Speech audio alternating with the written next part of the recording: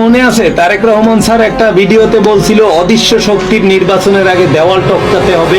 একদম ভিতর থেকে কিছুটা খবর আপনাদেরকে দিই। খুব ঠান্ডা মাথায় একসাথে হচ্ছেন সচিবালয়ে থাকা কুত্তালিকের আস্থাভাজনরা, এর সাথে আছে সুবিধাভোগী কিছু কর্মকর্তারাও। তারা গোপনে বৈঠক করছেন এবং অপেক্ষা করছেন একটা সুযোগের। বাংলাদেশের রাজনীতিতে অন্যতম আলোচনার ঘটনা জনতার আন্দোলন। 96 সালে বিএনপির গঠিত এই আন্দোলন থেকে সূচনা হয়েছিল, সেটা শেষ হয় দেশনেত্রী মা খালেদা জিয়ার পদত্যাগের মধ্য দিয়ে। এটি ঘটেছিল তৎকালীন আমলা মহিউদ্দিন খান আলমগীরের নেতৃত্বে।